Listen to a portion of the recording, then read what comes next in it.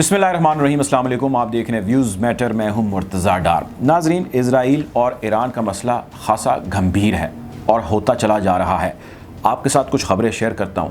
वो ख़बरें आप सुनेंगे तो बड़ी इंटरेस्टिंग हैं, लेकिन आपके लिए सुनना ज़रूरी है ताकि आपको हालात की समझ जो है बूझ हो सके, या आप उस तरह देख सकें जिस तरह आपको देखना चाहिए, ना कि उस तरह जिस तरह खाली रिपोर्ट किया जा रहा है। पहली खबर ये है कि इज़राइल क्या सऊदी अरब के साथ मिलकर ईरान के ख़िलाफ़ काम कर रहा है। कुछ ऑफिशियल सामने आया है। वो है क्या, एक आज आपको ये ख़बर दूंगा। दूसरी खबर आपको ये दूंगा कि इब्राहिम रईसी साहब की क्या ज़हनी हालत दुरुस्त है, क्या वो मेंटली स्टेबल हैं। ये बहस कहाँ से आ गई, ये ख़बर कहाँ से आ गई, क्या हो रहा है, कौन कह रहा है, ये भी बताऊंगा। तीसरी खबर आपको ये बताऊंगा कि क्या इसराइल की इंटेलिजेंस के साबिक सरबराह और मौजूदा हाजिर सर्विस टॉप ऑफिशल्स किसी और मुल्क के लिए, किसी और शख्स के लिए काम कर रहे थे। ये खलबली क्यों है और इसके ऊपर खामोशी सी क्यों है, इस पर आज बात करेंगे। पहली स्टोरी से अपनी वीडियो का आगाज़ करते हैं। पहली स्टोरी ये है कि क्या इसराइल सऊदी अरेबिया के साथ मिलकर ईरान को प्रेशराइज़ करने के हवाले से काम कर रहा है। वैसे इसके हवाले से बहुत सारी चहमगोइयाँ हैं, बहुत सारी बातें हैं, एक रेट्रिक है। लोगों का ख्याल ये है कि एक ही सिक्के के दो रुख हैं। बहरहाल थोड़ी सी मैं आपको इसकी डिटेल बताता हूँ। इसवाई फ्रेज ये regional cooperation minister of Israel हैं। Regional cooperation minister for Israel, senior बंदे हैं और इनकी तगड़ी जो है प्रेजेंस है इज़राइल के अंदर। उनका एक इंटरव्यू है, वो ये फरमाते हैं कि सऊदी अरेबिया के साथ हमारे डायरेक्ट रवाबित हैं और हम मिलकर ईरान के ख़िलाफ़ मुहासबा कर रहे हैं और इसके ऊपर हम काम कर रहे हैं। और इसका मकसद ये है कि ख़ित्ते के अंदर ईरान की बढ़ती इंसर्जेंसी को रोका जाए। मैं आपको उनकी direct quote and quote statement सुना देता हूँ जो ये मिनिस्टर साहब फरमाते हैं सऊदी अरेबिया के हवाले से। ये कहते हैं, when it comes to Saudi Arabia and the Gulf states there is a direct communication and understandings regarding how to confront Iran, Fred said in an interview with Al Hora, an Arabic language channel funded by the United States government। ये आप चाहें तो ख़बर पढ़ भी सकते हैं, हमारी स्क्रीन पर भी चल रही है। इस स्टेटमेंट के आ जाने के बाद बहुत सारी चहमगोइयाँ हो रही हैं, मैं उसकी डिटेल में नहीं जाना चाहता, लेकिन मैं सिर्फ एक चीज़ पे बात करना चाहता हूँ। वो ये है कि ये वही सऊदी अरेबिया है जो ऑफिशियली ऑन रिकॉर्ड ये कह चुका है कि मसला फ़लस्तीन के हल होने तक, फ़लस्तीनियों की हाकमियत इज़राइलियों पे होने तक हम मुमकिन नहीं है कि इसराइल के साथ ताल्लुकात अच्छे इस्तवार कर लें। सो मसला फ़लस्तीन पहले है, ये ऑन रिकॉर्ड है। ये भी ऑन रिकॉर्ड है, इज़राइली अखबार रात और टीवी तो खैर इसको रिपोर्ट कर रहे हैं कि नेतन्याहू जो फॉर्मर प्राइम मिनिस्टर हैं इज़राइल के, वो फ्लाई करके जाते हैं सऊदी अरेबिया में, जिसको सऊदी अरेबिया ऑफिशियली डिनाई करता है। और वो फिर स्टेटमेंट जारी करता है कि जी हमारे जब तक मसला फ़लस्तीन हल नहीं होता तब तक तो हम किसी सूरत इसराइल के साथ ना ताल्लुकात बनाएंगे, ना ही उनको इस्तवार करेंगे, ना उसको तस्लीम करेंगे। ताल्लुकात बनाना, रिलेशंस को बिल्ड करना, सिफारती तौर पे आगे बढ़ना, एम्बेसीज़ खोलना, इकोनॉमिक रिलेशंस होना, ये सारी बातें सेकेंडरी है। भाई आप तो उनके साथ मिल के काम कर रहे हैं। ये मैं नहीं कह रहा, ये वहाँ के मिनिस्टर कह रहे हैं। अगर किसी एक मुल्क का सीनियर मिनिस्टर, और वो भी ये मिनिस्टर जो स्टैचर का है, ये ऐसी स्टेटमेंट दे तो आप कितने डिनाइल्स देंगे। बहरहाल आपसे सोचा कि ये इन्फॉर्मेशन शेयर की जाए। दूसरी खबर ये है कि क्या इब्राहिम रईसी साहब की ज़हनी हालत दुरुस्त है, ये बहस क्यों की और किसने की। थोड़ी सी इसकी डिटेल में जाता हूँ। तफसील ये है कि अमरीकी और इज़राइली इंटेलिजेंस के चीफ्स इस वक्त, इस मौजूदा वक्त में मुलाकात कर रहे हैं। 2-4 दिनों के अंदर इनकी मुलाकात ख़त्म हो जाएगी।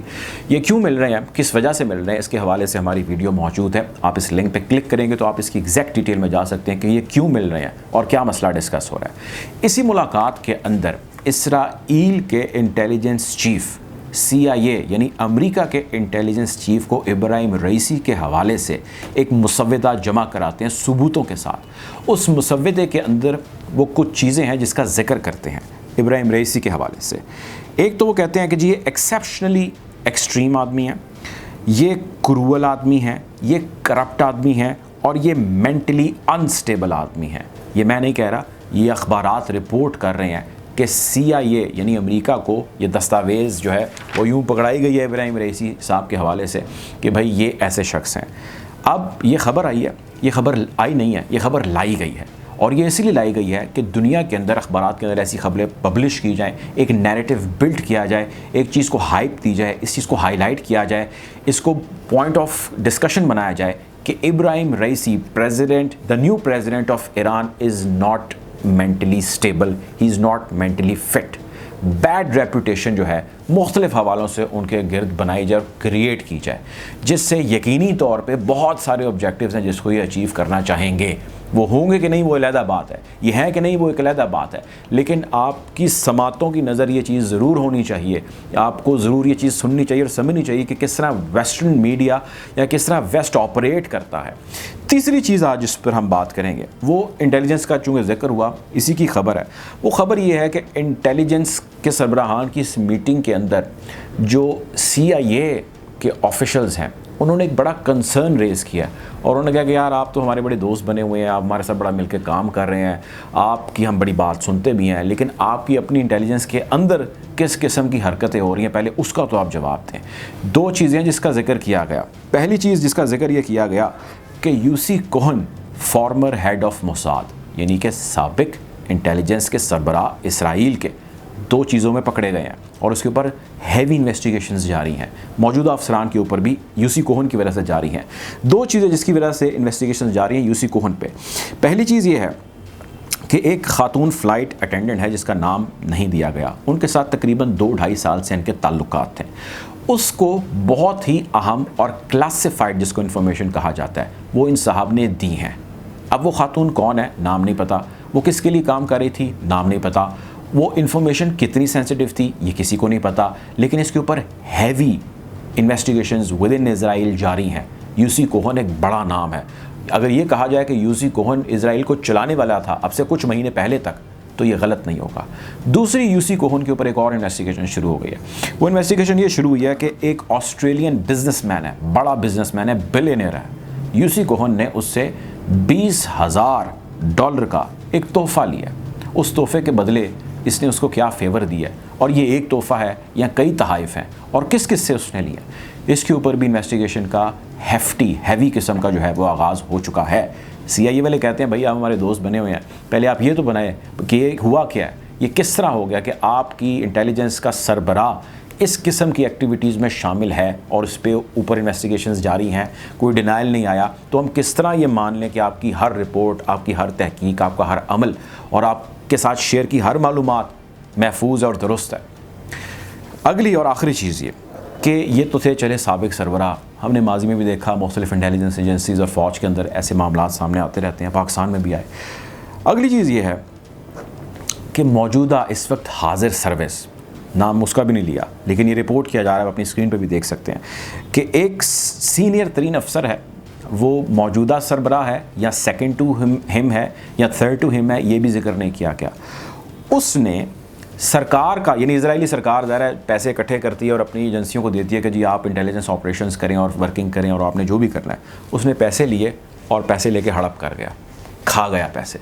अब उसने जो हड़प कर गया, जो पैसे खा गया, इन्वेस्टिगेशन ये की जा रही है कि ज़्यादातर इन लोगों को पैसे के चैलेंज का सामना नहीं होता। ये पैसे हड़प उसने कर लिए या उसने किसी को खिला दिए या किसी के लिए उसने ये पैसे इकट्ठे किए। ये पैसे इकट्ठे करके वो क्या करता था, किसको इन्फॉर्मेशन देता था, किससे इन्फॉर्मेशन लेता था, और इसने इन पैसों का जहाँ इस्तेमाल किया उसका कोई रिकॉर्ड भी नहीं है। ये वो इन्वेस्टिगेशंस हैं इंटेलिजेंस के हवाले से जो इस वक्त जारी हैं। हम कोशिश करेंगे कि ख़ित्ते की इस बदलती सूरत हाल के हवाले से आपको अपडेट रखें। बहुत अहमियत की हामिल है, लेकिन ये ढकी छुपी ख़बरें होती हैं, इन पर अगर हमारी नज़र पड़ती रहे तो हमें बिल्कुल क्लैरिटी ऑफ थाट होती जाती है किस तरह day to day diplomacy change होती है। इज़राइल, अमेरिका इस वक्त हर मुमकिन कोशिश कर रहे हैं कि किसी तरह ईरान को काउंटर किया जा सके। काउंटर उस तरह नहीं हो पा रहा जिस तरह उन्होंने सोचा या प्लान किया था। रिजल्ट्स वो नहीं आ पा रहे जो वो हासिल करना चाहते थे। अमेरिका इज़राइल इत्तेहादी हैं। इज़राइल एग्रेशन और फोर्स के इस्तेमाल के ऊपर यकीन रख रहा है आज के इस दौर में, और खैर माजी में भी यही करता आया है। अमेरिका भी ये करता है, लेकिन मौजूदा क़यादत वो चाहती है कि बैठ के बातचीत हो, एग्रेशन का, फोर्स का इस्तेमाल ना किया जाए। और उनके अपने अंदर भी बहुत से सारे मसले हैं जिसकी मैंने कुछ के साथ आपकी डिटेल जो है वो शेयर की। कोशिश करेंगे बदलती सूरत हाल के हवाले से आपको अपडेट यूँ ही रखते रहें। वीडियो अच्छी लगी है तो चैनल को सब्सक्राइब करें, अगर नहीं किया तो ऐसी, क्योंकि मज़ीद वीडियोज़ बज़रिए नोटिफिकेशन आप तक मौसूल होती रहेंगी। अपना ख्याल रखें, दुआओं में याद रखें। अल्लाह हाफ़िज़।